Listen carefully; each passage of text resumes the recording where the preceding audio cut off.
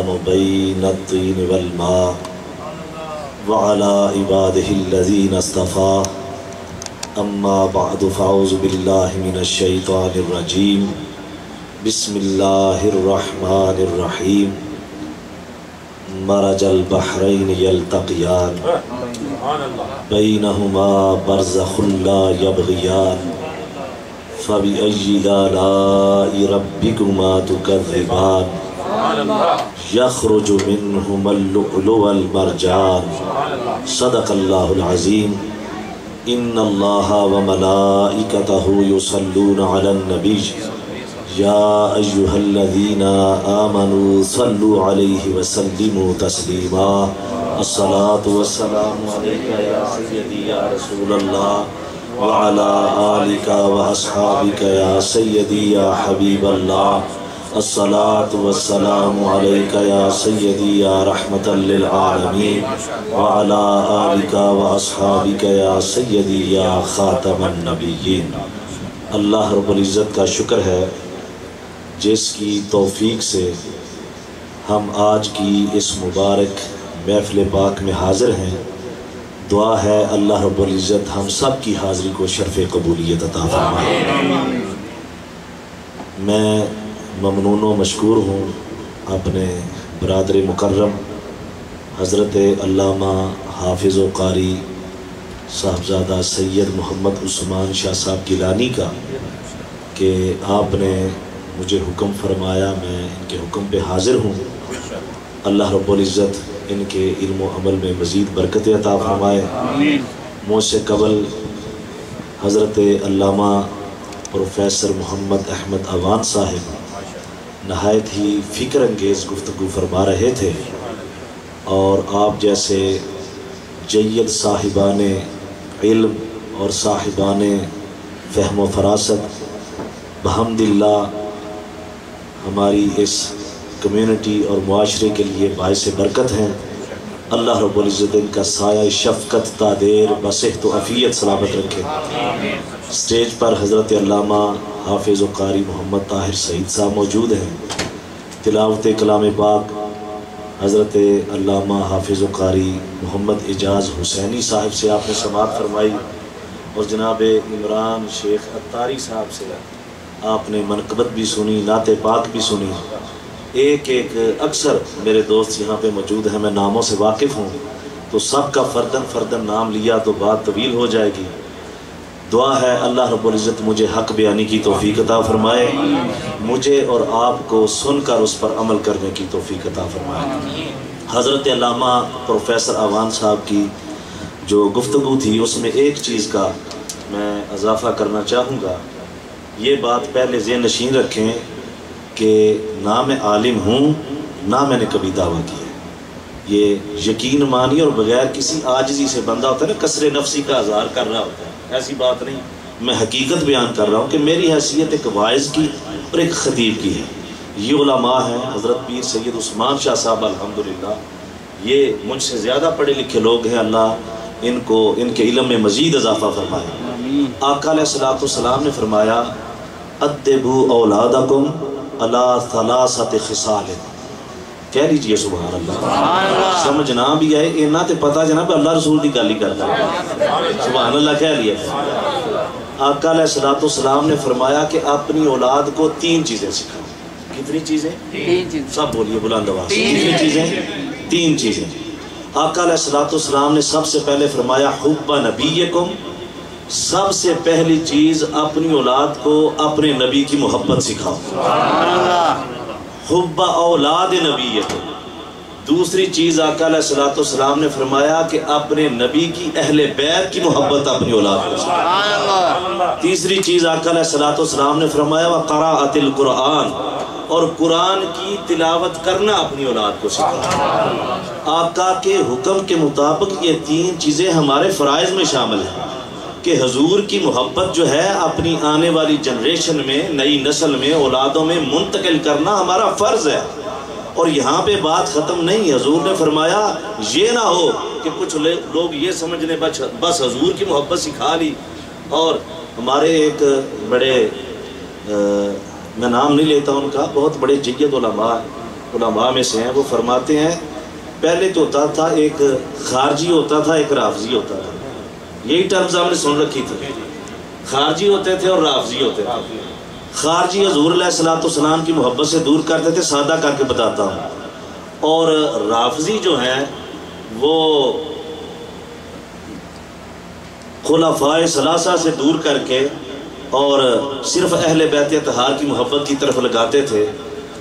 ایک نئی اور ٹرم ہے، نئی لوگوں کو اس کا پتہ نہیں، بڑی پرانی ہے، شروع سے آ رہی ہے، اس کو کہتے ہیں ناسبی. کیا کہتے ہیں؟ ناسبی. ایک بات یقین رکھیے، جب کوئی ناسبی کہے تو اس کے بعد آپ کو پتہ ہونا چاہیے کہ ناسبی کی تعریف کیا ہے. ناسبی اس کو کہتے ہیں جو خود کو کہلوائے سنی، کہے کہ میں اہل سنت والجماعت ہوں، لیکن جب حضور کے گھرانے کی بات آئے تو دل میں تنگی محسوس کرے، اس کو ناسبی کہتے ہیں.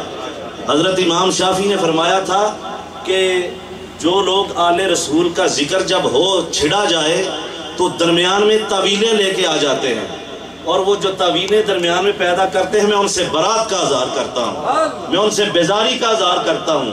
اور وہ تعویلیں کیا ہوتی ہیں؟ وہ تعویلیں یہی ہوتی ہیں، شاہ جی غلط ٹھیک ہے، محرم آ گیا ہے، ذکر کیا ہے اہل بیت کا، لیکن ساتھ صحابہ کا ذکر بھی ضرور ہونا چاہیے.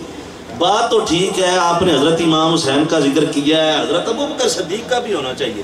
بھئی سارا سال پڑھا ہے، ہم سے بہتر کوئی صدیق اکبر کا ذکر کر کے دکھایا ہم سب نے. الحمدللہ. ناس بھی اسے کہتے ہیں جو کہلوائے سنی، لیکن جب یہ اہل بیت اطہار کا، یہ حضرت علامہ پروفیسر عوان صاحب تشریف فرما ہے، انہوں نے تو علیہ السلام کی بات کی نعرہ حیدری لگنے کے بعد. ہمارے دوست ہیں، میں جانتا ہوں یہیں پہ موجود ہیں، وہ نعرہ تکبیر ہوتی ہے، نعرہ رسالت ہوتا ہے، اور قصداً نعرہ حیدری نہیں لگواتے اور آگے سے کہتے ہیں کہیے علیہ السلام. میں ایک جگہ تقریر کر رہا تھا تو اس نے یہی کہا، ایک اسٹوڈنٹ کو سکھایا ہوا تھا، اس نے کہا، میں کہا پتر بات ٹھیک ہے لیکن استاد نے ساری بات نہیں بتائی. اسلام زندہ باد ہے، لیکن یہ بھی بات ذہن رکھو کہ اسلام زندہ باد علی کے بیٹوں کی وجہ سے. اگر علی کے بیٹے میدان کربلا میں نہ جاتے، آج 1.5 اینٹ کی مسجد بنا کے تم میلاد نہ منا سکتے. اگر اپنی مسجدوں میں میلاد منا رہے ہو تو حسین ابن علی کا صدقہ ہے. اگر مسجدوں میں میلاد منا رہے ہو تو محمد مصطفیٰ کی اولاد کا صدقہ ہے. اگر میلاد آج منا رہے ہو تو یہ تاجدار کائنات کے بیٹوں کی عظمت کا صدقہ ہے، ان کی قربانی کا صدقہ ہے، ان کی وفاداری کا صدقہ ہے، ان کی جانثاری کا صدقہ ہے، جنہوں نے میدان کربلا میں اپنی جان کا نذرانہ پیش کے. اسلام زندہ ہوتا ہے، اسلام زندہ باد ہے، لیکن اسلام زندہ ہوتا ہے ہر کربلا کے بعد. اسلام زندہ.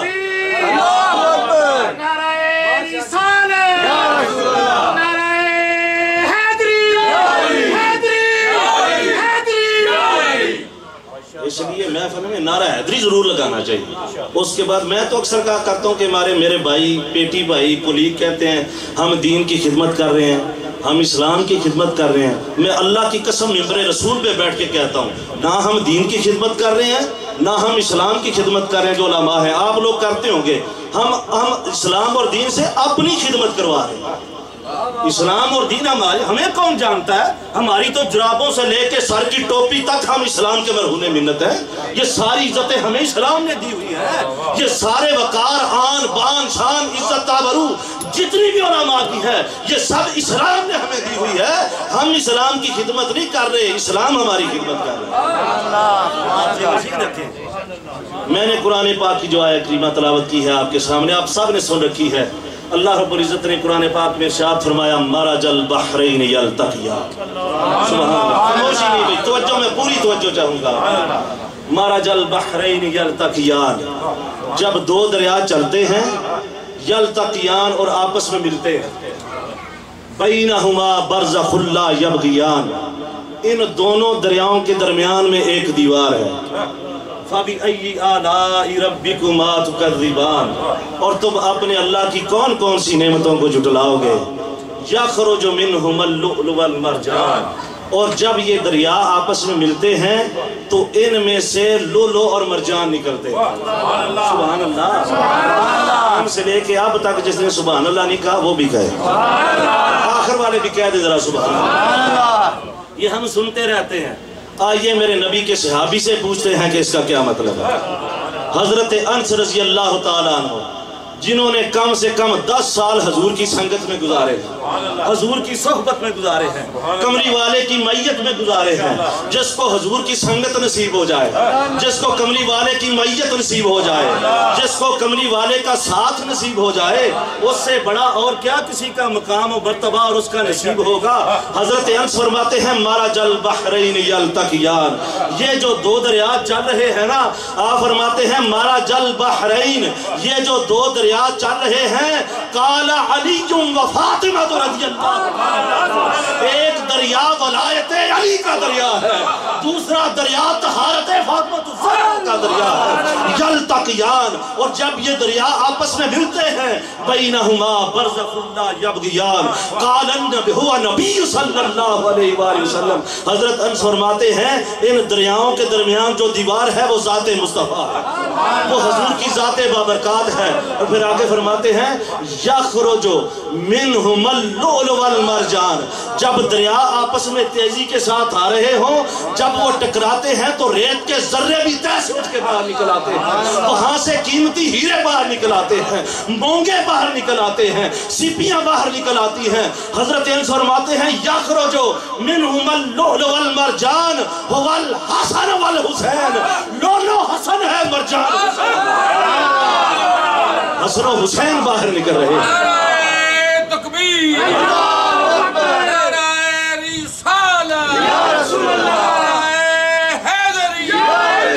عظمت اہل بیت. ایک دریا چل رہا ہے ولایت مولا علی کا، سبحان اللہ. ایک دریا چل رہا ہے تاجدار حلتا کا، ایک دریا چل رہا ہے مولا مرتضیٰ کا، ایک دریا چل رہا ہے مولا مشکل کشا کا، ایک دریا چل رہا ہے فاتح ہند و خیبر کا، ایک دریا چل رہا ہے داماد مصطفیٰ کا، ایک دریا چل رہا ہے زوج بطول کا، ایک دریا چل رہا ہے حسنین کے ابا کا، دوسرا دریا چل رہا ہے طہارت فاطمہ الزہرا کا، دوسرا دریا چل رہا ہے حضرت فاطمہ الزہرا کی عصمت و عزت کا، حضرت فاطمہ کی مبارک عزت و عصمت کا دریا. ارے جب ولایت مولا علی کا دریا چل رہا ہو اور طہارت فاطمہ الزہرا کا دریا چل رہا ہو تو پھر اس میں حسن و حسین جیسے نعرہ تکبیر، نعرہ رسالت، یا رسول اللہ، حیدری. شعر پڑھنا ہے تو یہ حضور کا گرانا ہے. اللہ اللہ نبی کا گرانا، مل کے پڑھئے اللہ اللہ نبی کا گرانا، یہ گرانا وراء الورا ہے. اللہ اللہ نبی کا، اللہ آپ کی جوانیوں کو سلامت رکھے. اللہ اللہ نبی کا گرانا، یہ گرانا وراء الورا ہے. اس میں حسنین ہے فاطمہ ہے، اس میں حسنین ہے فاطمہ ہے. اس گرانے میں مشکل کشا ہے، اس میں حسنین ہے فاطمہ ہے. اس گرانے میں مشکل کشا ہے. حضور علیہ السلام نے فرمایا جو میرے گھرانے سے محبت رکھے، کل نصب و سبب منقطع یوم القیامہ الا سببی و نصبی. آپ کے اور میرے کریم آقا نے ارشاد فرمایا لوگوں قیامت کا دن ہوگا، نفسا نفسی کا عالم ہوگا، سورج سوا نیزے پہ ہوگا، العطش العطش کی پکار ہوگی. آپ نے بھی سن رکھا ہے، میں نے بھی سن رکھا ہے، علماء بھی بتاتے ہیں، فضلاء بھی بتاتے ہیں کہ قیامت کے دن باپ بیٹے کو نہیں پہچانے گا، بھائی بہن سے انکار کر دے گا، ساری پہچان ختم ہو جائے گی، سارے تعلقات ختم ہو جائیں گے. میرے کریم فرماتے ہیں قیامت کے دن میری اولاد سے رابطہ قیامت کے دن بھی برقرار ہے، میری اولاد سے تعلق قیامت کے دن بھی برقرار رہے گا. یہ کسی اور کو شرف حاصل نہیں، یہ مصطفیٰ کے گھرانے کو شرف حاصل. حضرات محترم نمازوں سے صرف کام نہیں چلتا، نمازوں سے صرف کام نہیں چلتا، صرف روزوں سے کام نہیں چلتا، لمبے لمبے جبے اور لمبی لمبی داڑیاں رکھنے سے کام نہیں چلتا۔ اور میں نبی کا فرمان آپ کے سامنے عرض کرتا ہوں، امام حاکم اس حدیث پاک کو لے کے آئے ہیں، آپ فرماتے ہیں رسول اللہ صلی اللہ علیہ وآلہ وسلم نے ارشاد فرمایا لو کان رجل ان صاعدا من بین رکن والمقام، آپ فرماتے ہیں اگر کوئی شخص مقام ابراہیم اور حجر اسود کے درمیان کھڑا ہو، بھئی اس سے کوئی اعلیٰ عرفہ جگہ ہے کائنات میں؟ یار بولو تو صحیح نہیں، بھئی اس سے عرفہ اور اعلیٰ جگہ ہے کوئی کہ حرم کعبہ ہو اور مقام ابراہیم اور حجر اسود کے درمیان کھڑا ہو؟ یا رسول اللہ بس کھڑا ہی ہے۔ آپ فرماتے ہیں ثم صام وصلاۃً، صامن وصلاۃً، روزہ بھی رکھا ہوا اور وہاں پہ نماز بھی پڑھ رہا ہو، روزے کی حالت میں بھی ہو نماز بھی پڑھ رہا ہو، ثم ماتا، اتھے ہی مر جائے، پھر اس کو موت آ جائے، حرم کعبہ ہو، حجر اسود اور مقام ابراہیم کے درمیان ہو، روزے کی حالت میں ہو اور نماز بھی پڑھ رہا ہو، اور پھر اس کو موت آ جائے، وَهُوَ مُبْغِضُ لِأَهْلِ بَيْتِ مُحَمَّدٍ، میرے کریم آقا نے فرمایا لیکن اس کے دل میں میری اہل بیت کا بغض تھا، اس کے دل میں میری اہل بیت کے بارے میں بغض رکھتا تھا، محبت نہیں رکھتا تھا۔ فَدَخَلَ النَّارِ، بے شک حرم کعبہ میں کھڑا ہو، روزے کی حالت میں ہو، نماز پڑھ رہا ہو، وہاں پہ مر جائے، اگر آل رسول کا بغض رکھتا ہے اللہ اس کو دوزخ میں اس کی نمازیں نہیں دیکھی جائیں گی، اس کے روزے نہیں دیکھے جائیں گے، اس کا مقام و مرتبہ نہیں دیکھا جائے گا۔ پتہ ادو لگنا ہے جدو دل وچ پتہ لگے گا آل رسول کی محبت کی۔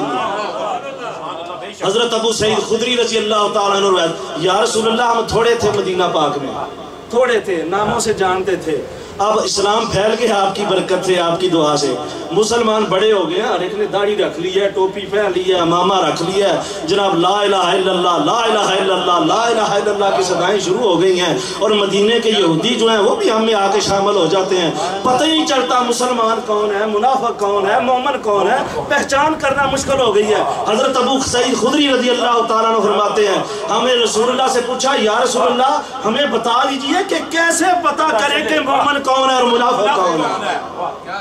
آقا نے پتہ کیا فرمایا؟ آقا علیہ السلام فرماتے ہیں کہ جب یہ معاملہ ہو، کچھ چند لوگ مل کے بیٹھے ہوئے ہوں اور آپ نے دیکھنا ہو مومن کون ہے اور منافق کون ہے، وہاں پہ میرے علی کا ذکر چھیڑ دیا کرو، علی کا ذکر سن کے جس کا چہرہ کھل جائے سمجھو مومن ہے، جس کا چہرہ مبغوض ہو، جس کے چہرے پہ بال آ جائے، جس کی پہچانی پہ گھٹن آئے، جس کا چہرہ پھیکا پڑ جائے، پیراہٹ کے اثرات اس کے چہرے کو سمجھ لو کہ یہ منافق ہے۔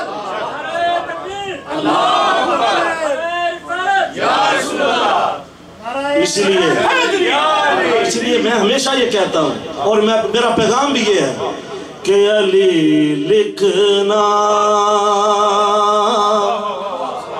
علی پڑھنا،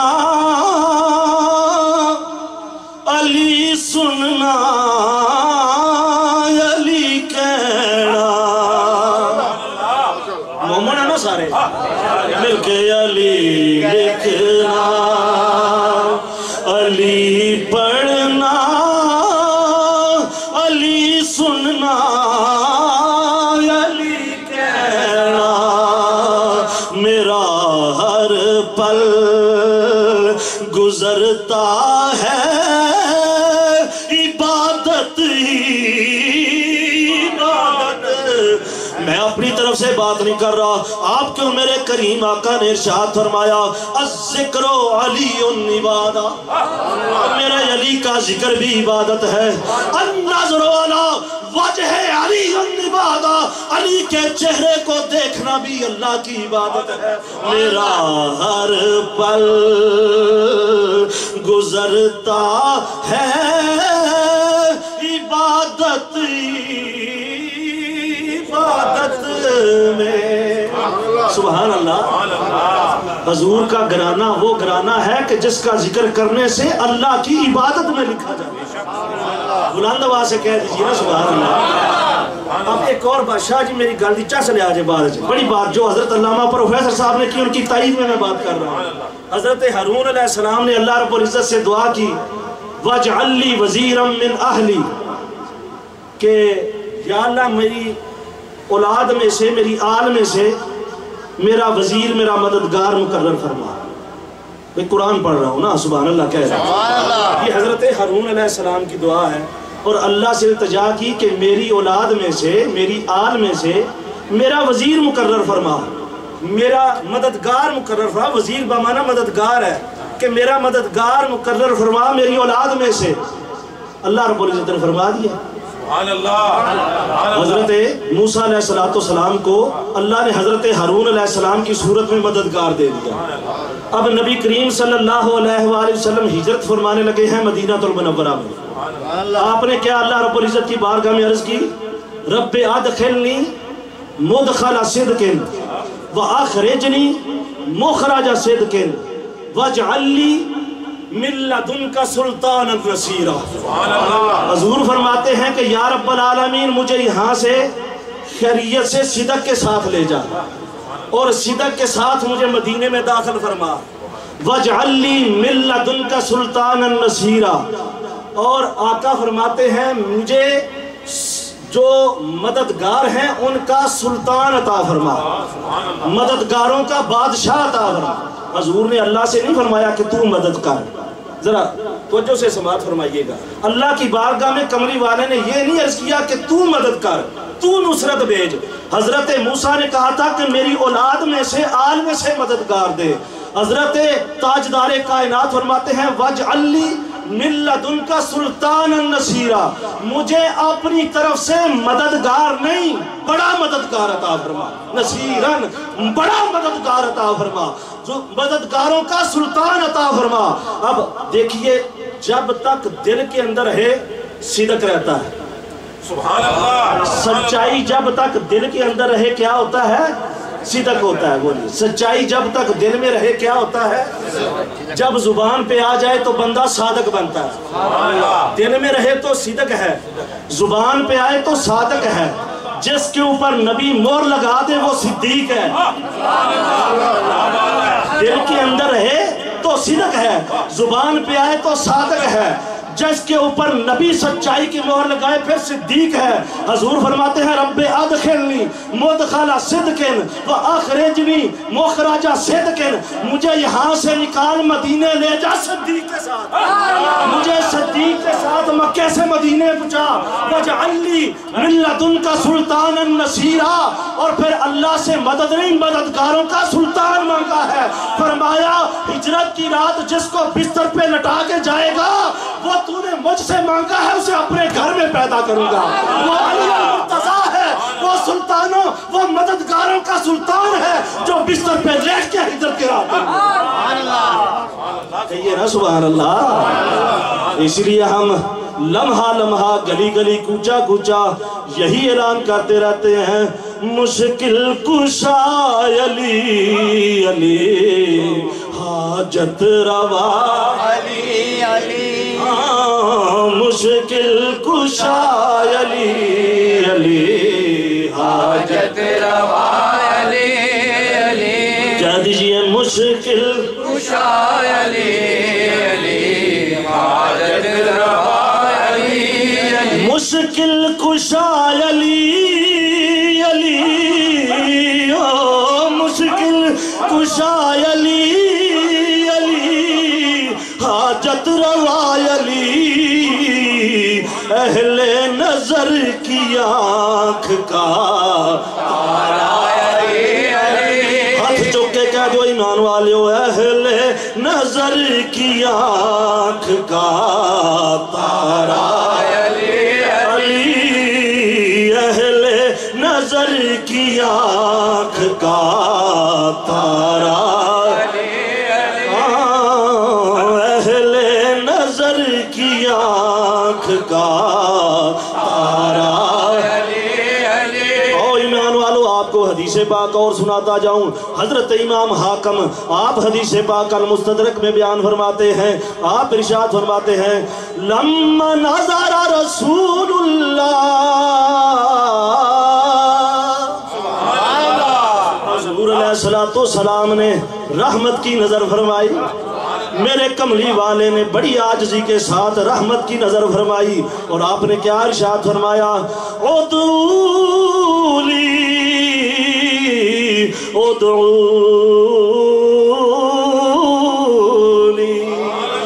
میرے کملی والے نے ارشاد فرمایا ان کو میرے پاس بلاؤ, ان کو میرے پاس بلاؤ, ان کو میرے پاس بلاؤ. فقالت صفیہ رضی اللہ تعالی عنہا, حضرت صفیہ رضی اللہ تعالی عنہا عرض کرتی ہے من یا رسول اللہ, پھر کہیں سبحان اللہ.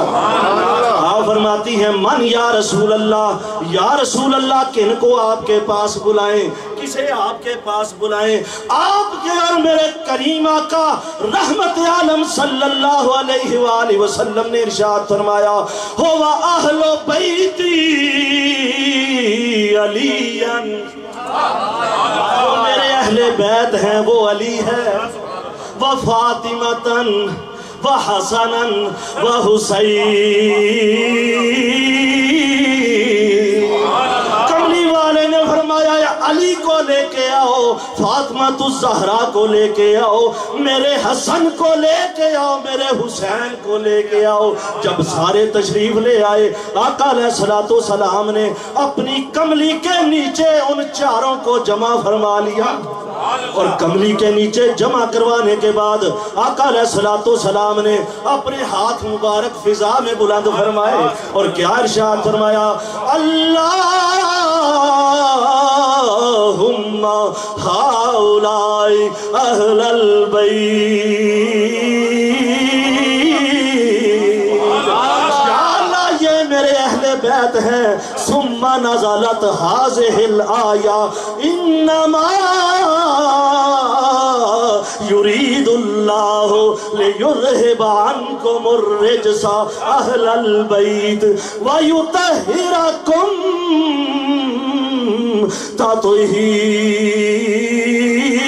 تطہیرا.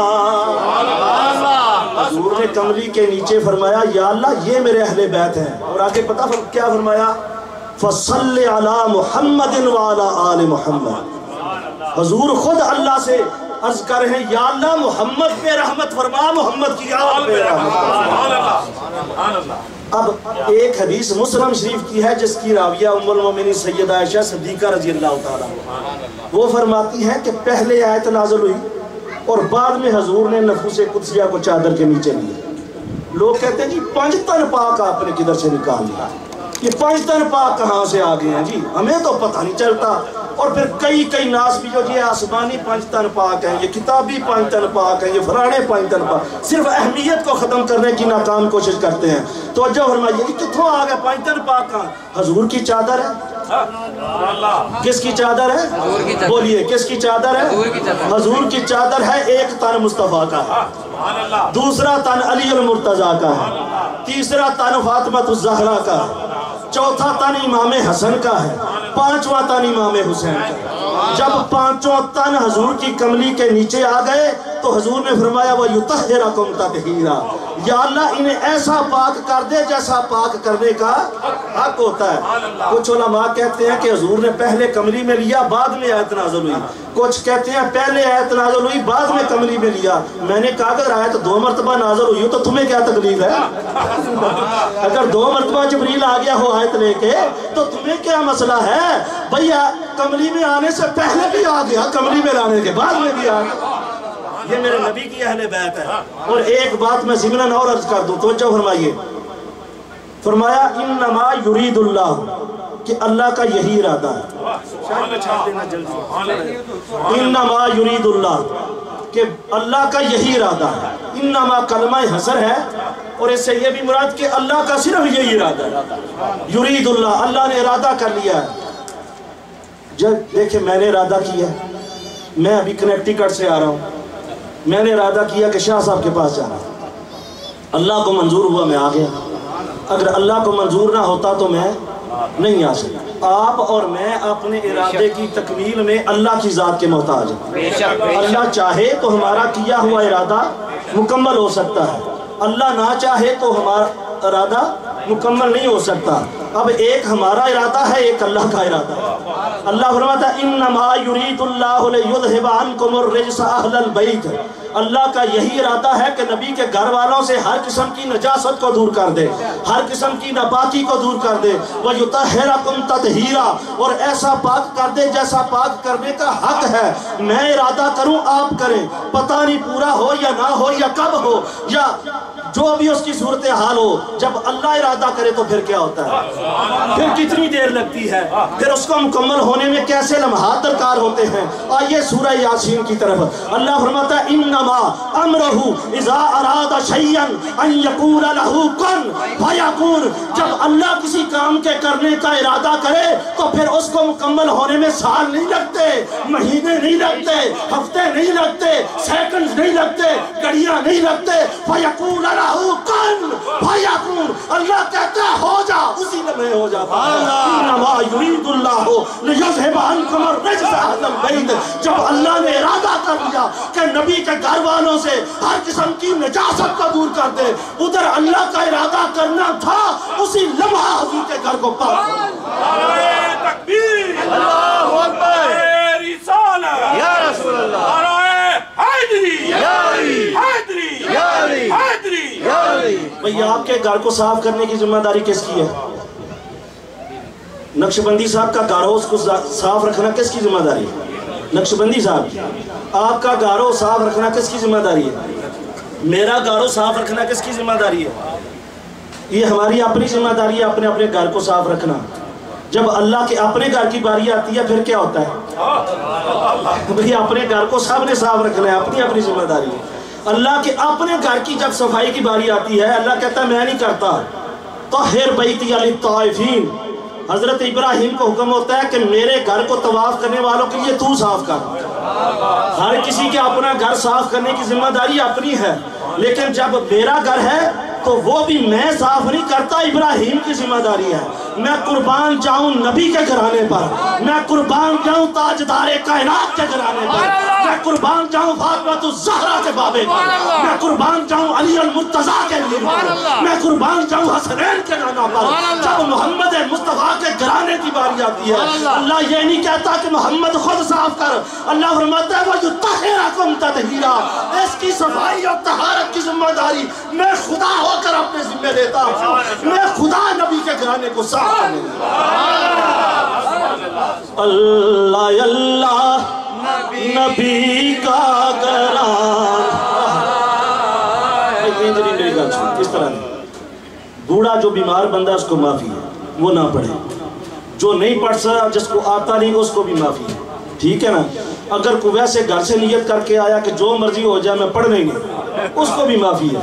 مسجد میں بیٹھ کے اللہ کے گھر میں جس نے صدقے دل سے حضور کے گھرانے کی بات کرنی ہاتھ کھڑا کر، اب سب مل کے اللہ اللہ نبی کا گھرانہ، یہ گھرانہ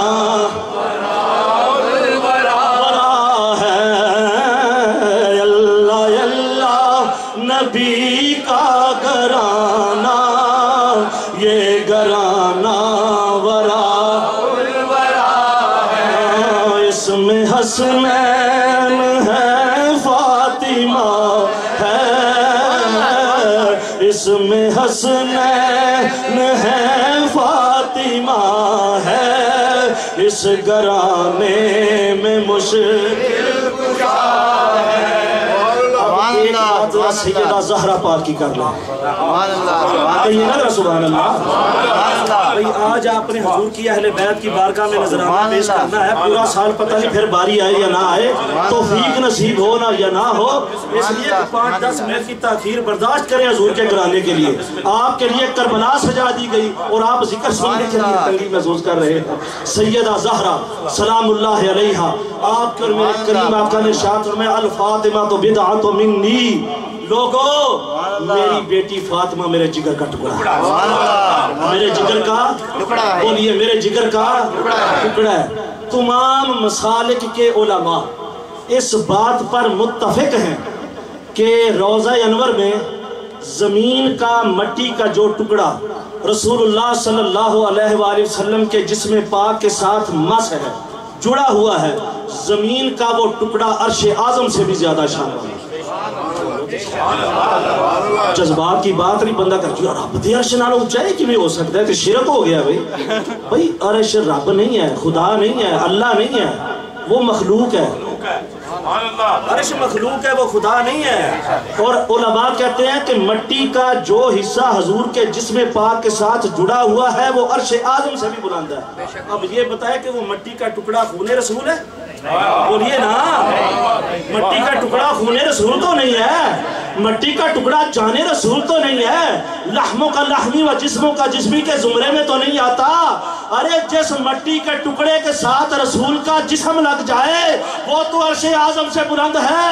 اس زہرا کا کیا مقام ہوگا جو نبی کے جگر کا، اس حسین کا کیا مقام ہوگا جو رسول کے کندھوں پہ سواری کرتا ہے، اس حسین کا کیا مقام ہوگا جس کی زبان رسول اللہ نے جس کے منہ میں ڈالی ہے، اس حسین کا کیا مقام ہوگا جو رسول کے سینے پہ چلتا ہے۔ سبحان اللہ، سبحان اللہ۔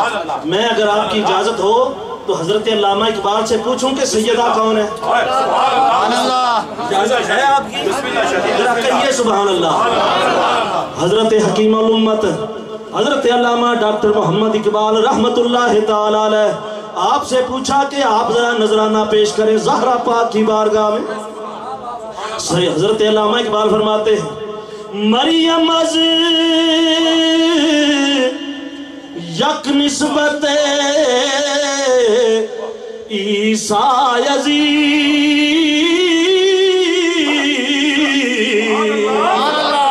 از سے نسبت حضرت زہرا عزیز۔ حضرت علامہ اقبال کہتے ہیں اے ایمان والو میں بتاؤں سیدہ زہرا کون ہے؟ فرماتے ہیں مریم سلام اللہ علیہا ہمارے لیے ایک نسبت سے قابل احترام ہے کہ حضرت عیسیٰ کی والدہ ماجدہ ہے، اور سیدہ زہرا کم سے کم 3 نسبتوں سے ہمارے لیے قابل احترام ہے۔ اقبال بتا دے وہ کون کون سی ہیں، ہم ان پڑھ جاہل لوگ ہمیں کوئی پتہ نہیں۔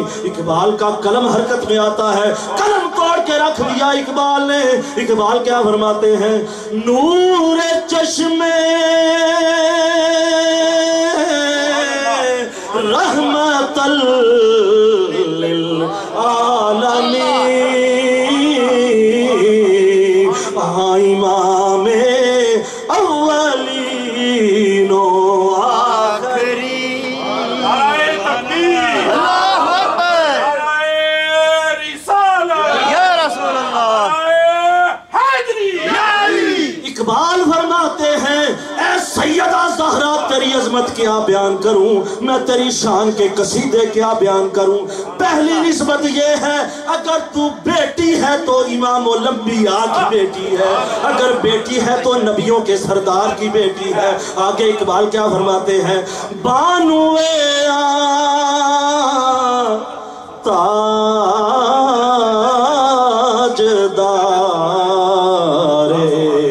حلتا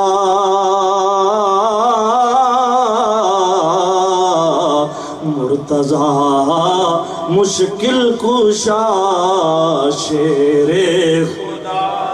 میرے ساتھ مل کے پڑھیے مرتضی مشکل کشا شیر خدا۔ اقبال کہتے ہیں سیدہ زہرا اگر تو بیٹی ہے تو نبیوں کے سردار کی، اگر بیوی ہے تو ولیوں کے سردار کی۔ سبحان اللہ، سبحان اللہ۔ اقبال بات ختم ہو گئی کہتے ہیں نہیں، مادریا مرکز پرکار عشق، مادریا قافلہ سالار عشق۔ اگر بیٹی نبیوں کے سردار کی ہے، بیوی ولیوں کے سردار کی ہے، ماں شہیدوں کے سردار کی۔ مادریا مرکز پرکار عشق، پرکار دیکھی ہے؟ بولیے پرکار دیکھی ہے؟ جیومیٹری پڑھنے والے میٹرک تک جانے والے جانتے ہیں وہ جیومیٹری باکس کے اندر پرکار ہوتی ہے، 2 لیگز ہوتی ہیں، اس کی توجہ فرمائیے، ایک کو درمیان میں رکھتے ہیں، جس ایک لیگ کو درمیان میں رکھتے ہیں وہ ہوتا ہے مرکز. کیا ہوتا ہے؟ مرکز.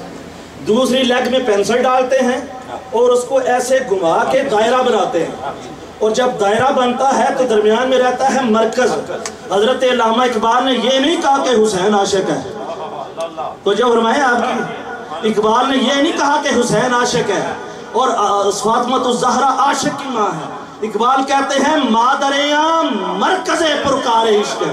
حسین کی بارگاہ میں نذرانہ عقیدت اور سیدہ زہرا پاک کی بارگاہ میں نذرانہ عقیدت پیش کرتے ہوئے کہتے ہیں کہ فاطمہ اس حسین کی ماں ہے جو عاشق نہیں بلکہ جس کا خود عشق طواف کرتا ہوا نظر آتا ہے. اقبال بات ختم ہو گئی؟ کہتے ہیں نہیں، گالی شروع ہونے لگی ہے. کیا معذرت توجہ، میں اپنی طرف سے نہیں کہہ رہا. اور پہلے اقبال نے کہا بانو یا تاجدار حلتا مرتضی. کئی لوگوں کو اقبال سے بڑی چیڑ ہے اس لیے کہ اقبال کا عقیدہ علی مشکل کشا ہے. اقبال نے مانا کہ علی مشکل کشا ہے، اس لیے کہ اقبال کو نہیں مانتے اس کا ذکر نہیں کرتے کہ اقبال کا عقیدہ بھی یہی ہے کہ علی مشکل کشا ہے. اقبال آگے کیا فرماتے ہیں؟ رشتہ آئین حق زنجیر پاس فرمانے جناب مصطفیٰ. عرض کرتے ہیں کہ اے فاطمہ الزہرا، تیرے بابے کی شریعت کی زنجیریں میرے پاؤں کے اندر ہیں. تیرے بابے محمد مصطفیٰ کی شریعت کی بیڑیوں نے میرے پاؤں کو جکڑا ہوا ہے. میں شریعت کے حدود و قیود توڑ کے باہر نہیں نکل سکتا. اگر محمد کی شریعت مجھے منع نہ کرے تو اقبال پتہ کیا کرے؟ ورنہ گرتے تربت اشکر دیدہ میں سجدہ پر خاک اوپر جیدہ میں. لوگ کعبے کا طواف کرتے ہیں، اقبال فاطمہ کی قبر کا طواف کرتے ہیں. اللہ اکبر. یا رسول اللہ. یا علی. لوگ کعبے کا طواف کرتے ہیں، اقبال فاطمہ الزہرا کی قبر کا طواف کرے. لوگ کعبے کو سجدہ کرتے ہیں، اقبال فاطمہ کی قبر کو سجدہ کرے. نہیں کرتا، شریعت نے منع کیا. یہ حضور کے گرانا کوئی معمولی گرانا ہے. حسنین کریمین کے بارے میں حضور نے فرمایا الحسن والحسین سیدہ شباب اہل الجنہ. زبان کو حرکت دے بھائی. سبحان اللہ، سبحان اللہ. حضور نے فرمایا یہ حسن و حسین جو میرے شہزادے ہیں یہ جنتی جوانوں کے سردار ہیں. اب میری بات آپ نے وسعت قلبی سے سنی ہے، دل میں تنگی نہیں رکھنی. میری عادت ہے کہ میں کھل کے ذکر آل رسول کرتا ہوں. سبحان اللہ. میں کبھی پریشر نہیں، کوئی مولوی ملا ملوانا پیر فقیر اپنے آپ پتہ نہیں کیا کہ جی شاہ صاحب نے کیا. I don't care about that. My foot. میں نے حضور کی بارگاہ میں اپنی حاضری اپنے رسول کی بارگاہ میں اپنی حاضری پیش کرتا ہوں. تو جو حضور نے فرمایا کہ حسن و حسین میرے شہزادے جنتی جوانوں کے سردار. سبحان اللہ. سبحان اللہ. حدیث یاد ہو گئی ہے. حسن و حسین جنتی جوانوں کے، بولیے حسن و حسین جنتی جوانوں کے. بس یہ حدیث ذہن میں رکھیں. ایک اور حدیث سنیں. رحمت عالم کا شانہ نبوت میں تشریف فرما. مسجد نبوی کا ماحول ہے، مدینے کا شہر ہے، سبحان اللہ. رحمت کی لہر ہے، سبحان اللہ. مدینے کی گلیاں ہیں، سبحان اللہ. گلاب کی کلیاں ہیں، سبحان اللہ. مصری کی ڈلیاں ہیں، سبحان اللہ. منبر سجا ہوا ہے، سبحان اللہ. محمد مصطفیٰ تشریف فرما ہے، سبحان اللہ. صحابہ کا جمع غفیر ہے، سبحان اللہ. ابو بکر و عمر منبر تاجدار رسالت کے سامنے حاضر ہیں. سبحان اللہ. ابو بکر و عمر جیسی کرنیں وہاں پہ پھوٹ رہی ہیں، منبر لگا ہوا ہے، حضور لولو اور مرجان بکھیر رہے ہیں. وما ينطق عن الهوى ان هو الا وحی یوحی کی زبان مبارک بول رہی ہے. حضور تشریف فرما ہے. ادھر سے ایک بوڑھی سی عورت آتی ہے، آ کے کہتی ہے یا رسول اللہ کیا میں جنت میں جاؤں گی؟ میں ختم کر دیتا ہوں یہ حدیث پاک مکمل کر کے. کہیے سبحان اللہ. سبحان اللہ. کیا میں جنت میں، بول بوڑھی عورت کیا کہتی ہے؟ کیا میں جنت میں، بولیے کیا میں جنت میں. حضور پتہ کیا فرماتے ہیں کہ بوڑھے تو جنت میں جا ہی نہیں سکتے. بوڑھے تو جنت میں جا ہی نہیں سکتے. اب بات رسول اللہ کی ہو غلط نہیں ہو سکتی. زمانہ یہ کائنات ارض و سماوی کے لمحات ادھر سے ادھر ہو سکتے ہیں. سورج مغرب سے طلوع ہو سکتا ہے. زبان مصطفیٰ برحق ہے قیامت کے دن اور اس کے بعد تک بھی. سبحان اللہ. رسول اللہ نے فرمایا کہ بوڑھے جنت میں نہیں جا سکتے. اماں رونے لگی. جب رونے لگی تو دریائے رحمت جوش میں آیا. حضور فرماتے ہیں اسے بلاؤ. جب ماں پھر پاس آئی تو آقا فرماتے ہیں جتنے بھی بوڑھے ہیں نا اللہ ان کو جوان کر کے جنت میں داخل کیا کرے گا؟ جوان کر کے. 70 انہیں ملنی ہے پھر جوان کر کے تو داخل کرے. کون کون جوان ہے ذرا بولیے. ہاتھ کھڑا کرے ہیں جو جوان ہیں، الحمدللہ۔ تو حضور علیہ السلام نے فرمایا کہ جتنے بوڑھے ہیں اللہ ان کو جوان کر کے جنت میں داخل کرے گا۔ اب پہلی حدیث پاک کی طرف آ جائیے۔ اب جنت میں جو جوانی میں چلے گئے وہ تو ہیں ہی جوان، جو جوانی میں دنیا سے چلے گئے وہ تو جنت میں ہیں ہی جوان، جو بوڑھے گئے اللہ ان کو بھی جوان کر کے جنت میں داخل کرے گا۔ اب فرمان مصطفیٰ کے مطابق جنت ساری جوانوں کی ہے، فرمان رسول کے مطابق جنت میں سب جوان ہیں، اور حضور فرما رہے ہیں الحسن والحسین سید شباب اہل الجنہ، میرے حسن و حسین جنتی جوانوں کے سردار ہیں۔ پتہ چلا کہ جنت میں سارے جوان ہیں، ساری جنت کی سرداری حسن و حسین۔ دارن کا سلطان حسین ابن علی ہے۔ واقعہ کربلا کی طرف نہیں جاتا، یہ شعر پڑھ کے تقریر ختم ہے، ٹائم کافی ہو گیا، اس لیے کسی شخص نے خاموش نہیں رہا، بارگاہ حسین یہ حاضری ہے۔ دارن کا سلطان حسین ابن علی ہے، دارن کا سلطان حسین ابن علی ہے۔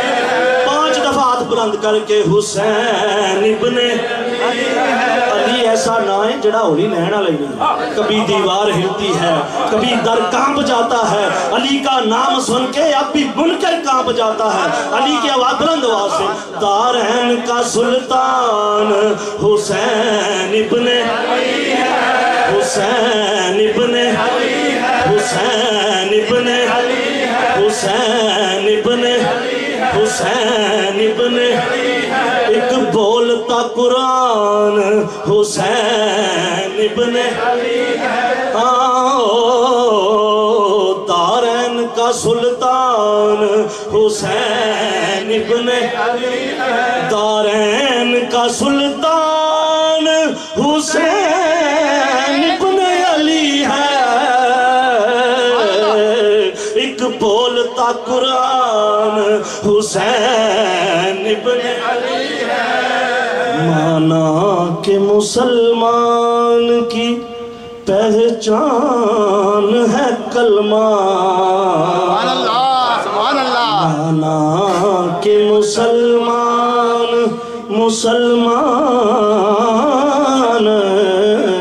مانا کہ مسلمان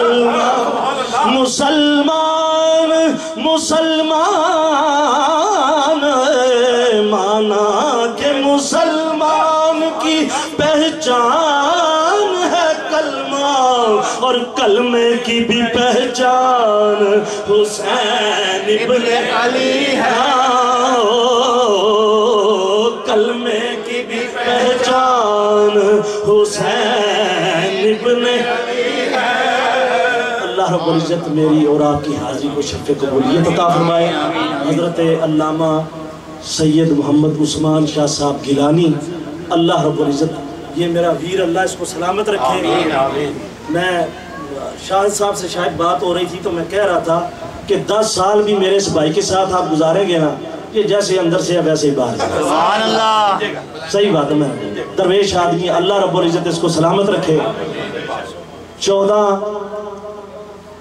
سپٹمبر کو بروز ہفتہ مکی مسجد میں عظیم الشان شہادت کانفرنس منعقد ہو رہی ہے سالانہ، اور پاکستان سے حضرت علامہ خطیب اہل سنت مفتی محمد اقبال چشتی صاحب اور پیر طریقت پیر سید انتصار الحسن شاہ صاحب آپ تشریف لا رہے ہیں۔ نعت خوانان عظام اپنی حاضری پیش کریں گے۔ کوئی بھی محبان اہل بیت میں سے کوئی شخص جو ہے وہ پیچھے نہ رہے، مغرب کے وقت مغرب کی نماز باجماعت مکی مسجد میں ادا کریں، اور وہاں پہ اس محفل پاک کو عظیم الشان طریقے سے کامیاب کر کے یہ آپ نے پیغام دے دینا ہے حضرت خواجہ معین الدین چشتی اجمیری کی ان الفاظ کی صورت میں کہ دین است حسین، کہ ہم اعلان کر رہے ہیں کہ دین صرف حسین کا نام ہے۔ دین کہہ گئے حسین کو معین عالم، اب تو نے کس شمر کو دین بنا رکھا ہے۔ تو حضور آقا علیہ السلام اور مولا حسین اور آپ کی جملہ رفقا کی بارگاہ میں نذرانہ عقیدت پیش کرنے کے لیے 14 سپٹمبر بروز ہفتہ مغرب کی نماز مکی مسجد میں ادا کریں. اللہ ہم سب کا حامی و ناصر ہو. اور کل انشاءاللہ ایک اعلان اور سبات فرما لیں کہ کل بروز سوموار 10 محرم الحرام سالانہ پروگرام جو ہے وہ قاری محمد اعجاز صاحب کی مسجد میں بیت ایونیو بروکلن پہ مسجد نور القرآن میں مغرب کے وقت ہو رہا ہے. وہاں پہ انشاءاللہ ڈاکٹر سید شہزاد مصطفیٰ صاحب ہوں گے. میں فقیر بھی انشاءاللہ وہاں پہ حاضر ہوں گا. تو 10 محرم کو جو بھی دن آئے, ہر سال ان کا اعلان ہے کہ دن جو بھی آ جائے 10 محرم کو شہادت امام حسین. سبحان اللہ. اس لیے کل جو ہے وہ بھی آپ شرکت کریں.